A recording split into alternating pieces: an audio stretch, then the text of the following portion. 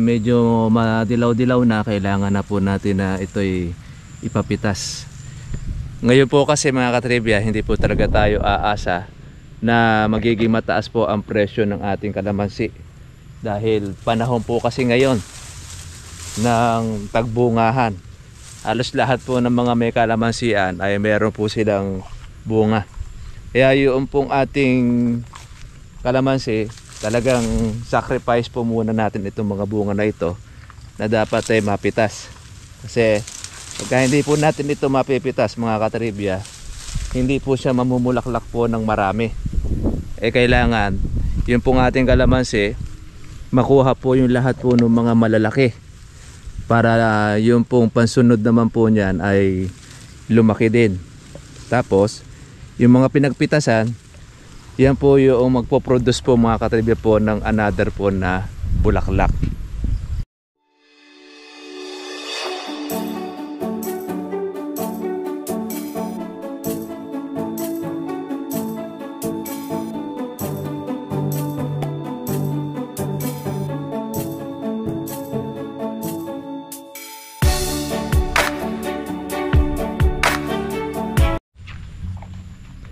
Magandang hapon po sa inyo mga katribya at welcome po sa aking YouTube channel. Ngayon po dito po tayo sa ating pong kalamansian, kung saan po katatapos lang po noong malakas po na ulan. Tayo po ay dito pong tayo pinamasyal po muna para po tingnan po natin yung ating pong kalamansian. Marami na rin po talaga pitasin na. Ayan. Yung iba po medyo madilaw-dilaw na, kailangan na po natin na ito'y ipapitas. Ngayon po kasi mga katribya, hindi po talaga tayo aasa na magiging mataas po ang presyo ng ating kalamansi. Dahil panahon po kasi ngayon ng tagbungahan. Halos lahat po ng mga may kalamansian ay meron po silang bunga. Kaya yung pong ating kalamansi, talagang sacrifice po muna natin itong mga bunga na ito na dapat ay mapitas. Kasi pagka hindi po natin ito mapipitas mga katribya, hindi po siya mamumulaklak po ng marami.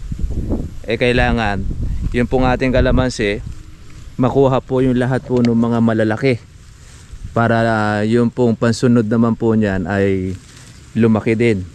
Tapos yung mga pinagpitasan, yan po yung magpo-produce po mga katribya po ng another po na bulaklak. Kaya kami po rito sa ating mga magkakalamansi, talagang sinasakripisyo na rin po natin po yung bunga na ito sa mababa.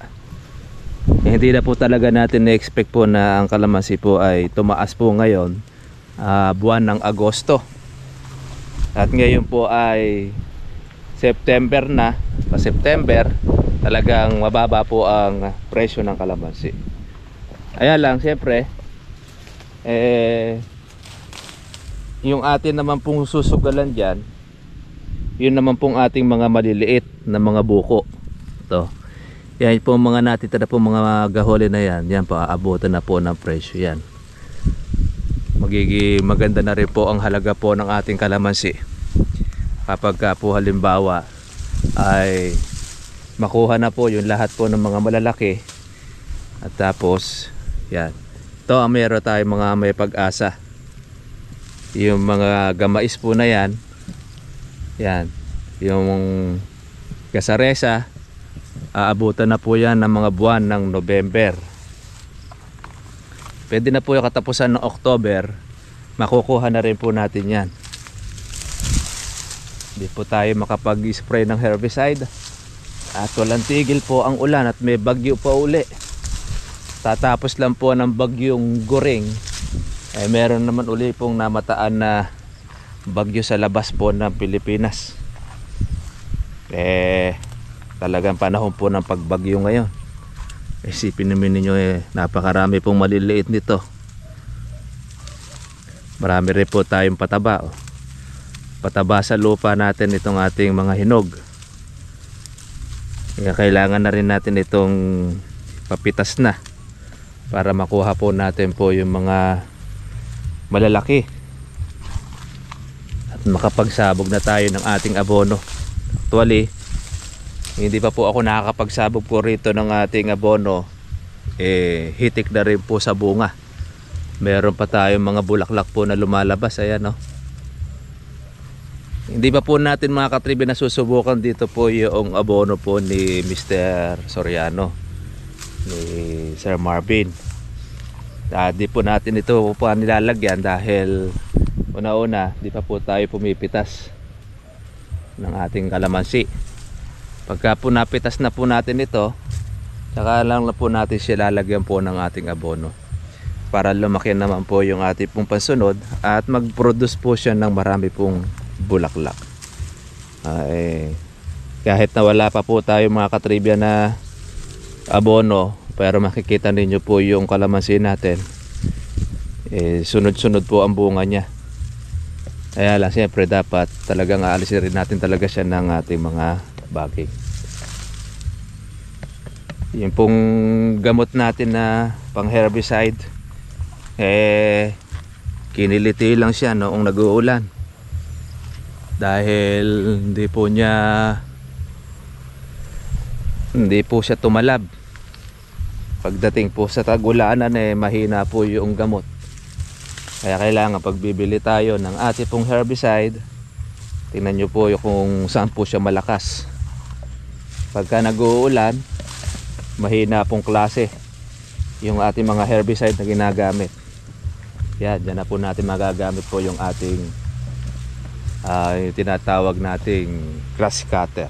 Kaya lang ito kasi sa akin, hindi natin pwedeng i-grass cutter dahil mababa na po kasi yung sanga dahil po sa bunga. Tatamaan na kasi po yung bunga ng ating kalamansi pagka tayo nag-grass cutter na sa ilalim. Pag gumanda na lang po ang panahon, tsaka po natin siya uli po i-herbicide. Ibang gamot naman ang ating gagamitin, mga katribya. Kaya ngayon tsaga-tsaga lang muna tayo magtanggal po ng ating sangan tuyo tsaka po ng baging. Mga tira-tira na lang po halos itong ating mga damo. Ito naman po yung pampunggus. Yung punggus talagang yan ay sumasalakay talaga sa kalamansi. Ang dami pong mga maliliit nito. Mapipitas ito na September, yung mga maliliit po na yan. Yung pong September mga katribya, yan po yung kabagsakan po ng kalamansi. Talagang halos quits lang ang nagiging labanan po ng mga mamimitas saka po yung may-ari. Kaya di na rin po tayo nag-expect po na yan po ay mamamahal dahil sa dami po ng bunga. Pero hindi naman lahat mga katribya po ng kalamansi ay ganyan po karami ang bunga. Ayan, no? Nakalaylay na po yung sanga ng ating kalamansi sa dami. Ganyan po kasi pag ang kalamansi natin. Continuous na pamumunga, namumulaklak pa. Kaya kami sa dami ng bunga, hindi na po niya madala, nababali po yung sanga. Kaya kailangan na po natin ito papitas. Gusto po sana natin ito malinis muna na ating ma-herbicide. Tanggal po ng bagay. Kaso nga lang, hindi po naman nagkukuha ng ulan. Diretso pa rin. Kaya mangyayari po niyan papipitas na lang din po natin sa ating pong mga tagapitas ng ating kalamansi. Alisin na lang po natin yung mga bagay. Wala pa masyado mga insekto dahil mga buo pa ang mga natin, mga bulaklak saka mga buko. Hindi pa gumagana po yung mga maninira. Yun po kasing mga maninira, pag yan ay gumana, wala kayong makikitang matino dyan. Ito mga bilog po yung mga buko yung pong mga nilabasan po ng bulaklak. Ito po yung isang diretso mga katribya. Dati-rati ito ang nangyayari, pataas yan.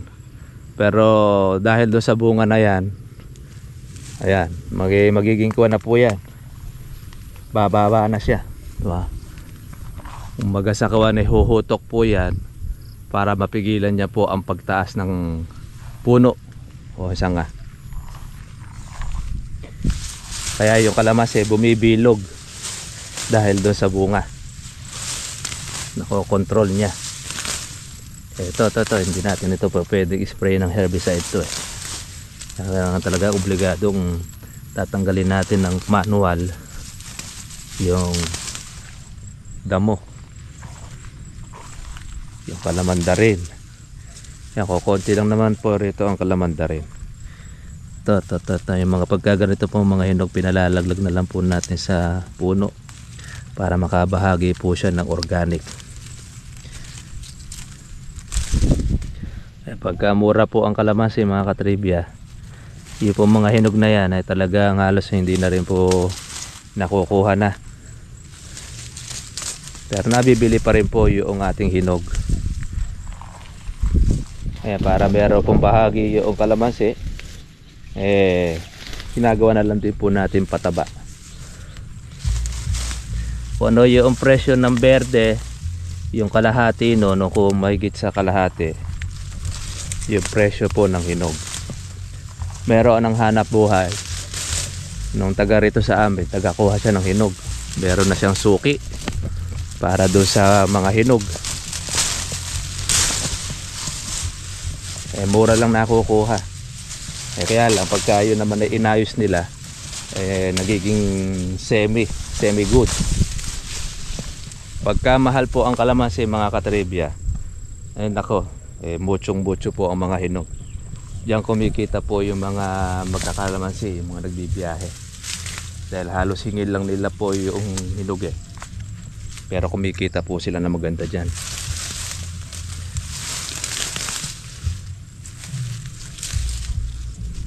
Nakasingit po tayo na maglinis ng ating kalamansi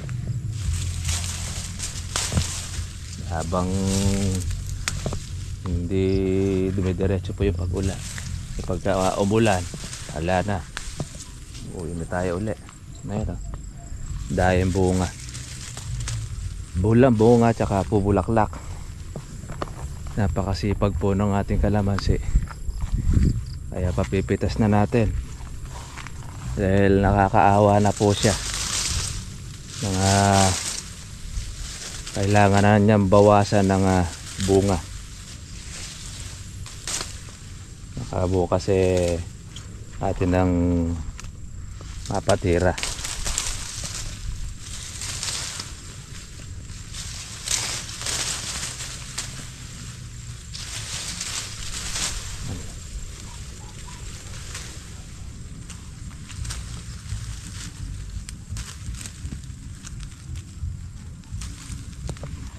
Doon po sa mga katribya po natin, nagtatanong po ng presyo ng kalamansi. Baba pa lang po ang kalamansi natin ngayon. Nasa 400 to 450. Depende kung magkano po yung pagkakasunduan ninyo po mga ng buyer at ahente. Siyempre, pag dumaan sa ahente, mas mababa. Pagka naman dumirekta kayo sa buyer, medyo mataas-taas ang konti. Maliban na lamang kung barat po yung buyer na inyong mabibigyan. Kaya ngayon hindi na po tayo masyado makakapagpataas po ng presyo ng kalamansi. Although matataas po ang mga presyo ng gulay ngayon dahil nasira po ng bagyo. Kaya lang kung kasi ang kalamansi hindi naman po siya apektado ng bagyo, kaya mababa pa rin po ang presyo. Ito lang naman po itong buwan na ito, yan buwan ng August tsaka po September. Yan po yung mga buwan na talagang critical ang presyo ng kalamansi. Pero pagkatapos na po naman ng September, papasok na po yung October, mga kalahatian ng October, tataas na po muli yan. Titinag na uli ang mga kalamansi natin. Diyan na po uli ngayon sisipagin ang ating pong mga magkakalamansi. Ngayon medyo matamblay po ngayon ang mga nagsisipag-alaga dahil mababa po ang presyo. Ganoon naman iba pong mga talagang sinisipag sa kalamansi pagka naglilibo, inaalagaan ng husto. Pero pag mababa ang presyo ng kalamansi, tinatabang nga sila. Kaya kung minsan, nandyan na nga yung napapabayaan, nandyan na po mga katriba yung hindi na po nila napapatabaan na. Kaya kung minsan, makikita po ninyo yung kanyang kalamansi, marami na rin po sa mga baging. Eh, sa atin naman, marami naman pong mga bunga, tsaka po ng mga maliliit. Ayan, natanggal lang po natin siya ng baging natin para lalong lumitaw ang bunga. Ayan, nakakatuwa. Kaya ang kalamansi natin ngayon ay tweaks lang, bawi-bawi lang po tayo ngayon dahil wala naman po tayo marami pong ginastos sa tag-ulan. Halos sa herbicide lang naman po yung ating pong puhunan dito, kaya okay lang. Di kagaya ng mga nakakaraang tag-araw, hanggang sa pag-i-spray, herbicide, insecticide, yan ang mga madudugo po nating gastos. Insecticide, patubig. Kaya mahal ang kalamansi sa tag-araw dahil maraming alaga. Di kagaya sa tag-ulan, konti lang ang alaga, kaya lang mura. Pero sa isang banda, pwede na rin. Basta't importante meron tayong pitas eh. Mahirap po kasi dyan, mura na kalamansi, wala ka pang pitas eh. Ayun, napabaya mo pa yung kalamansi nyo. Pero pag halimbawa walang bunga kalamansi mga katribya, yan po ang maganda natin lagyan ng abono. Yun ang palusute kung tawagin. Kasi doon tayo magkakaroon ng tiyempo na tayo lang yung may bunga, yung ating mga kapitbahay wala na. Pagka napatuloy mo yung bulaklak at naparami po ang bunga niyang kalamansi, tiyempo ka sa December, ay siya, kaya meron jumajackpot pagka December. Mahal ang kalamansi. November lalo na, minsan mas mahal po ang November kaysa doon sa December. Kaya depende pa rin po yan sa daloy ng kalamansi. Pag konti ang demand, ay mahal ang kalamansi. Pero pagka marami ang demand, mura kalamansi.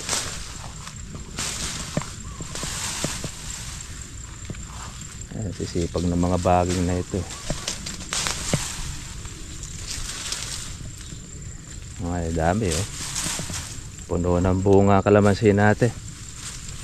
Marami rin tayong pang September, yung mga kamurahan.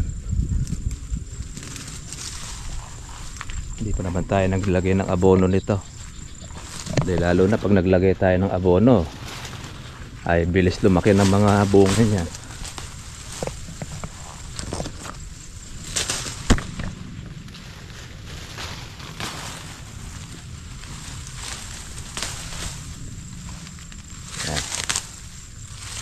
Kailangan lang natin agadin ng ating baging. Isa po yan sa nakapagpapabigat sa kalamansi, ang palayang matching.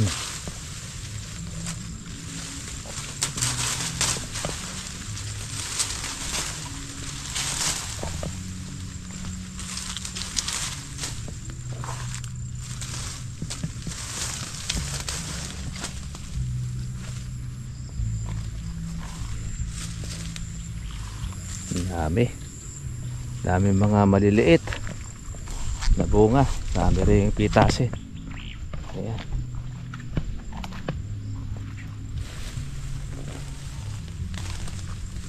lambot ng lupa.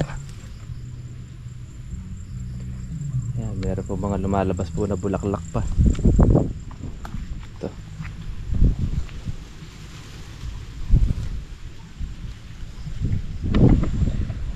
mga katribya.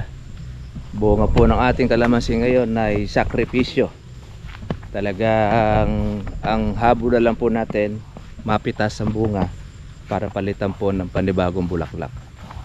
Hindi po natin habol na yung tumaas po ang presyo.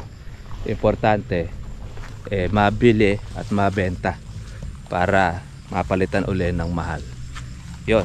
Kaya yung ating mga ka-farmers ngayon, itong buwan ng September, itong nakaraang August, halos puro mga paglilinis po ang kanilang ginagawa. Pinipitas na yung talagang dapat na pitasin. Tapos syempre yan po yung magkakasusun sa palengke, talagang babagsak ang presyo dahil magsisipagsabog sila ng abono para ang palusutin. Kaya yun naman po ang trabaho ng ating pong ka-farmers po natin, ating mga katribya. Tayo, di naman tayo po pwede po magsabay ngayon ng pataba dahil puno pa ng bunga. Kailangan makuha muna natin po yung mga bunga ng ating kalamansi, tsaka po tayo ngayon maglalagay ng abono para meron tayong pansingit. Kaya kondisyon, pagka po ang kalamansi kasi bumerde po yung dahon, sumariwa, bibihira po maglagay po ng maglabas po ng maraming bulaklak. Pero kung halimbawa gaya nito, marami pong bulaklak po na inilalabas, sabihin maganda po yung proseso, maganda yung kanya pong pagkasabog. Ito kasi napitas na po yung marami nitong kalatatay. Ito ginamitan na po ito noong abono po ni Sir Soriano. Yan. Sige mga katribyan, ito na lang po ang ating pong vlog at God bless po sa inyo lahat. Doon po sa mga gusto pong maglinis po ng bunga ng kalamansi, pagkakataon na po natin ngayon para po maalis at ito ay magbunga ng marami. Siyempre nasa pataba pa rin yung ikabubulaklak ng ating kalamansi at sa pag-aalaga. God bless po sa inyo lahat. Bye bye.